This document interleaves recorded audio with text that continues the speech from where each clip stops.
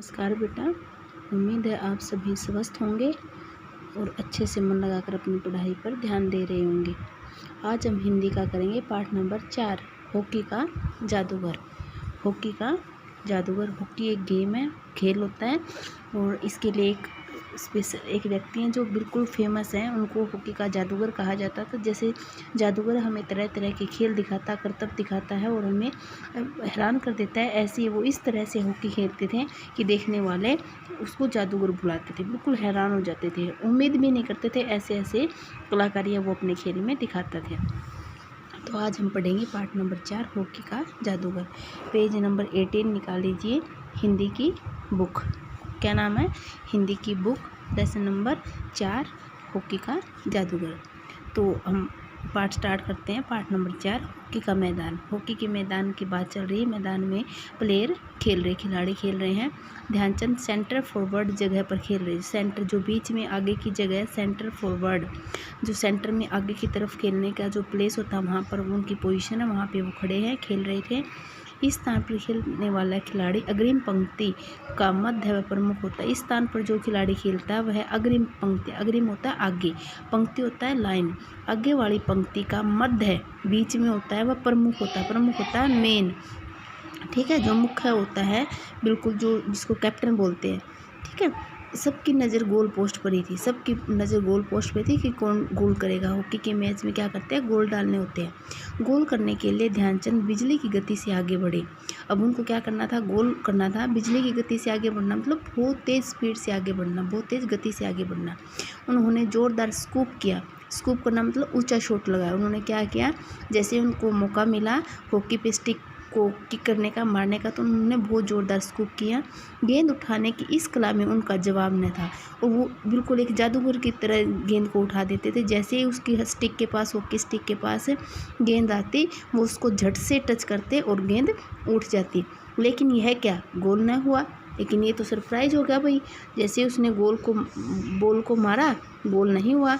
गेंद goal post के ऊपर से होते हुए बाहर निकल गई और गेंद जो गोल पोस्ट था जहाँ पे बॉल डाली जाती थी उसके ऊपर से निकली और कहाँ चले गई, निकल कर बाहर चले गई। आश्चर्य है कि गोलों से भी हैरान हो गए भाई, इसने हॉकी के जादूगर ने बॉल मारी और गोल नहीं हुआ।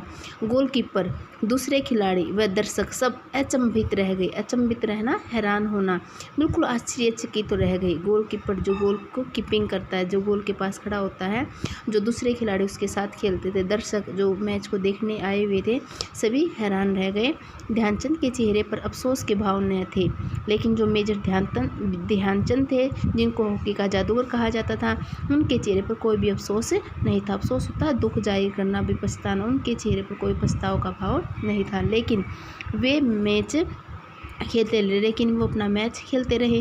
उन्हें शक हुआ कि गोल पोस्ट की ऊंचाई में कोई गलती है, लेकिन उनको शक हो गया भाई, डाउट हो गया, संदेह हो गया कि मेरी जो बॉल है गोल के अंदर नहीं गई। इसका मतलब क्या हुआ कि गोल पोस्ट की ऊंचाई में कोई ना कोई गलती है।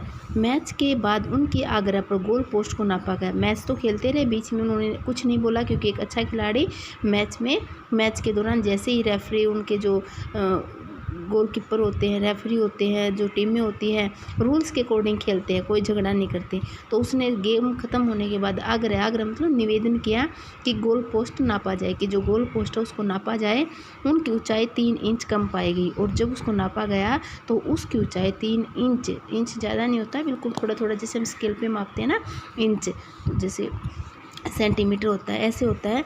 गोल न होने का राज खुल गया और फिर पता चला भी गोल क्यों नहीं हुआ, क्योंकि जो गोल पोस्ट की ऊंचाई थी वो 3 इंच कम पाई गई। अब वो जैसे गोल को वहाँ डाल रहा था, गोल ऊपर से चली जा रही थी, क्यों, क्योंकि उसका जो ऊंचाई थी वो कम थी। अब बॉल ऊपर चली गई, उसका हाथ कहाँ सेट था, 3 इंच नीचे। नेक्स्ट पैराग्राफ शुरू होता है बेटा। ध्यानचंद ने सेंटर फॉरवर्ड के रूप में खेलते हुए अपने खेल जीवन में 1000 गोल किए। जब वो खेलता था सेंटर फॉरवर्ड, हमेशा उसकी पोजीशन जहाँ खड़े होने की थी, सेंटर फॉरवर्ड में खेलता था और उसने कितने गोल बनाए, 1000। विश्व रिकॉर्ड है ये, वर्ल्ड रिकॉर्ड है। हॉकी के इस खिलाड़ी का जन्म, अब कहता है इसका जन्म कहाँ हुआ था, इसका जन्म कहाँ हुआ था, इलाहाबाद प्रयाग में पड़ता है। ये 29 अगस्त 1905 को, 29 तारीख थी, अगस्त का महीना था और 1905 को हुआ था। इनके पिता का नाम सोमेश्वर दत्त था। पिताजी का क्या नाम था? सोमेश्वर दत्त। इनको अंडरलाइन कर लेना बेटा आप अपने बुक में भी, जब आप ये वीडियो सुनो साथ साथ अपनी बुक निकाल के इनको मेन जो पॉइंट्स होते हैं उनको अंडरलाइन करते जाना, ताकि जब आप हम क्वेश्चंस करेंगे तो आपको प्रॉब्लम ना आए। और माता का नाम श्यामा देवी था। माता जी का क्या नाम था? श्यामा देवी। जन्म कहाँ हुआ था? इलाहाबाद प्रयाग में। कब हुआ था? 29 अगस्त 1905 को। पिताजी का नाम सोमेश्वर दत्त, माता जी का नाम श्यामा देवी था। पत्नी का नाम जानकी देवी था। पत्नी का नाम